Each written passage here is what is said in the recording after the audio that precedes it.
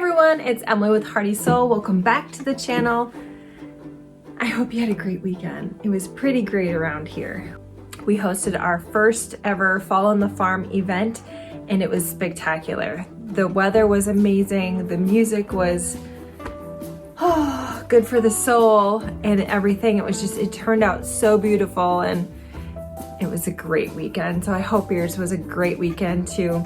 Last week, we talked about how to thread your sewing machine, and it was like the very, very basics. So today I'm going to teach you how to create a seam.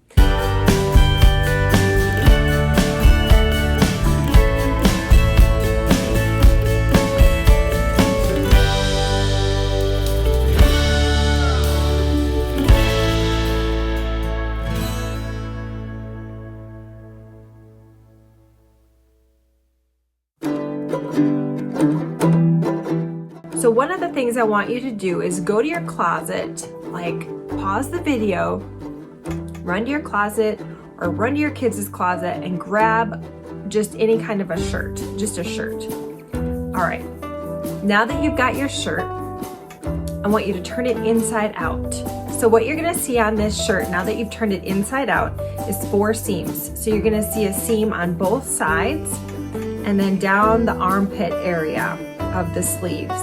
So I'm kind of envisioning a short sleeve shirt. Maybe that's what you grabbed. And you're gonna see 2 seams down the side of the shirt and then 2 seams where the armpits are underneath the arms here. That is a seam. And that's what we're gonna work on today, is creating a seam, putting 2 pieces of fabric together to create something, anything really. It all starts with the idea of creating this seam. Today I just happen to have a pair of pajama pants that are way too large that I actually just like the fabric for. And that's kind of something that you can do too. You don't have to invest in fabric. Fabric can be kind of expensive, but if you go to a thrift store or you just search in the back of your closet for something you don't wear anymore and you like the pattern of the fabric, grab that. There's all sorts of different types of fabric. There's a cotton, there's a t-shirt kind of fabric, a jersey, so there's more of a knit, a stretch to it, all sorts of different fabric. I'm gonna show you just on a simple cotton today. So there is no stretch in this cotton. But utilizing something that you already have or that is, thought of as a pair of pajamas can also be fabric. All right, so now that you've got your sewing machine all threaded, in my machine, I am using a darker fabric today. So I wanted to use a darker thread. Now again, we talked about last week how you don't have to match your threads exactly, and I generally use something a bit more like this color for all of my projects, but I had this dark blue in from the last video, so I thought I would utilize my dark fabric for that as well. Okay, so here's my 2 pieces with the right sides together. So what you see here is the wrong sides of the fabric. Okay, so I've got my piece in here and I'm starting here where my pin is in. I'm gonna lower my presser foot. Next, I'm gonna come over here and make sure all of the settings on my machine are ready to go.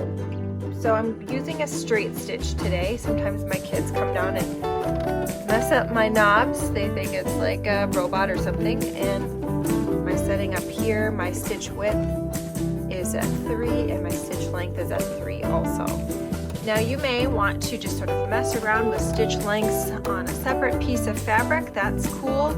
I also really enjoyed just going through some of these stitches on my machine and just playing with what that looked like on a lighter or a darker piece of fabric, something that was different than my thread color. And that is a really nice way to kind of understand your options when it comes to stitching and that kind of thing too. All right, enough talking, let's get going. All right, so I've got my presser foot down on top of my 2 pieces of fabric here, and I've got my needle is up. Some people like to put their needle down straight away.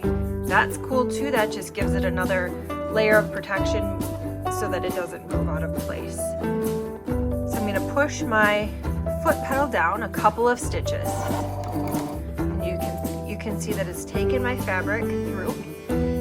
now that I've got a couple of stitches going forward, I'm going to come over to my reverse button here, push this in for a couple of stitches to go backwards, and that's called back stitching, and that's what's going to lock our project in place. So that's kind of tying the knot at the beginning of our project. Okay, now we start stitching.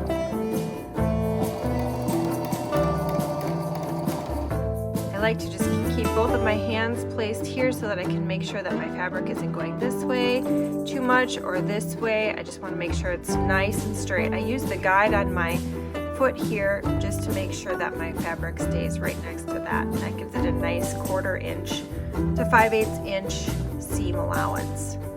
You'll hear that if you start getting into sewing, you'll hear the word seam allowance a lot. It's pretty general throughout most projects. Alright, so we came to the corner now, and my needle actually ended up going down. Now I have worked on some machines where the needle goes down automatically when you stop your foot pedal, which is kind of interesting. It's just something to get used to. But now my needle is down, and I'm going to lift up my presser foot back here, lifting this up so that there's a gap in here. And I'm just going to turn my piece, and now we'll be going down the long ways of my fabric pieces here. Pushing that presser foot back down, and now we're ready to sew along the length of our project. So again, here we go.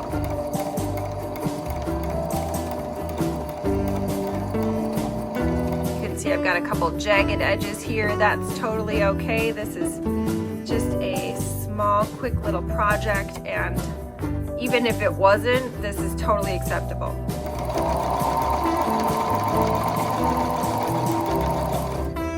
Where my former seam was in my pants here. It's kind of fun to see. We're going to sew right over top of that.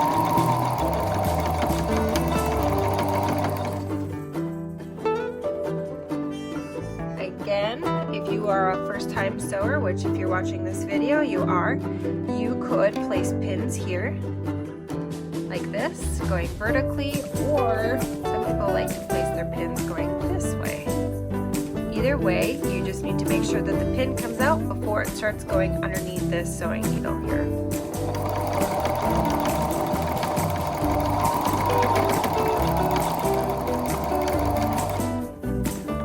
Sometimes if you forget, you might get lucky that this needle jumped over top of this pin and get lucky, but sometimes you won't get lucky. It will stitch right on top of this metal and you will break your sewing needle. So don't do what I just did.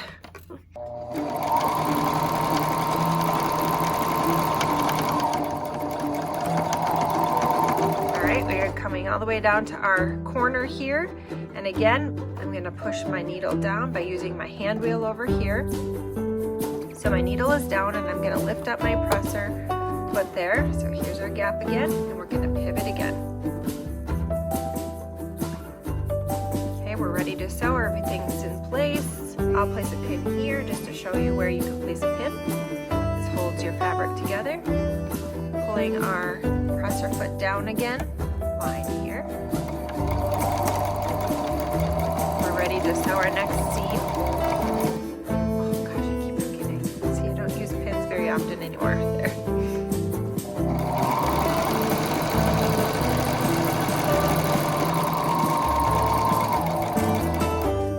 Okay, so we're at our next corner. I've pushed my needle back down, lift up on my presser foot, change. Now this is our last long seam here. Presser foot goes down.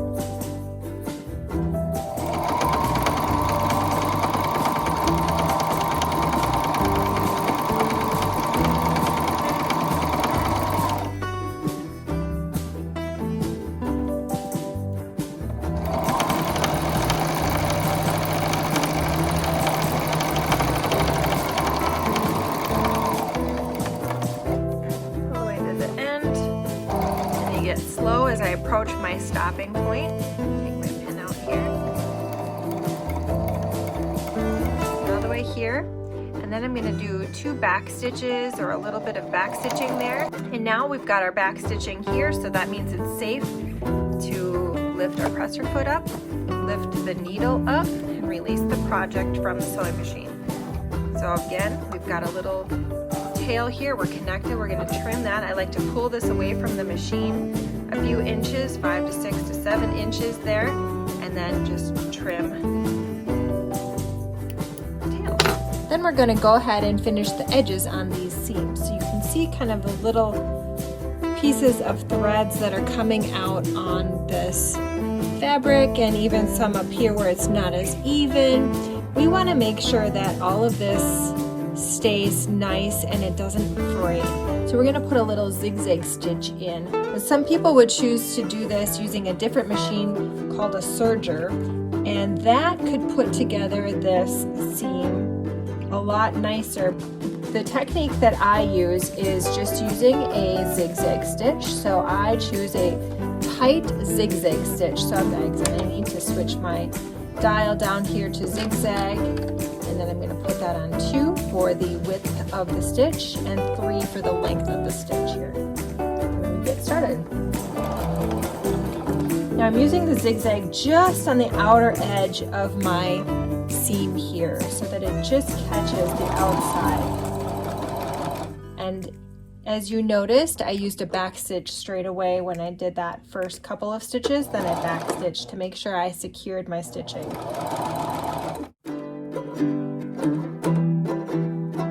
And to the edge, I'm going to put my needle down all the way and turn to the next seam.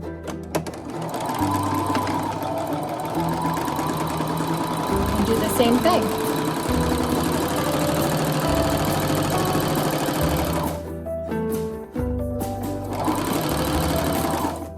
Check it every once in a while to make sure that your stitching is still going. And we're on our last side here.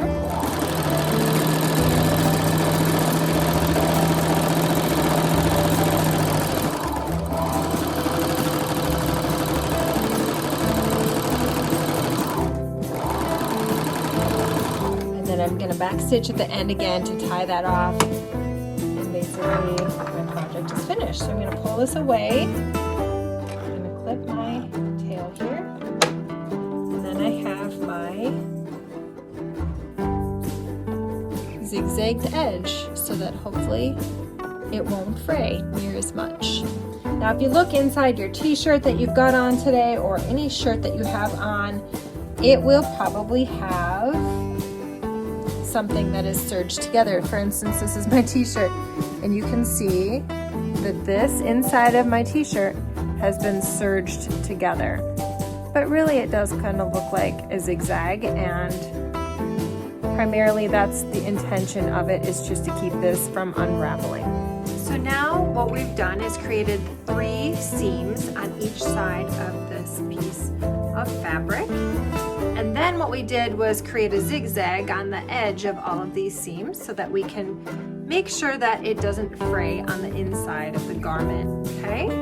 So in the next lesson, we are going to talk about how to create a hem. So you can see right now we've got a good raw edge on the opening of this pillowcase. And if you're new to the channel and you missed the 3 prior lessons to this video, I'll put the entire sewing playlist down below so you can catch up with the rest of us. I can't wait to see you next week. As always, if you've got comments or thoughts, leave them down below so that I don't miss out on any questions while we're going through this series. Thanks so much for joining me. Have a great week.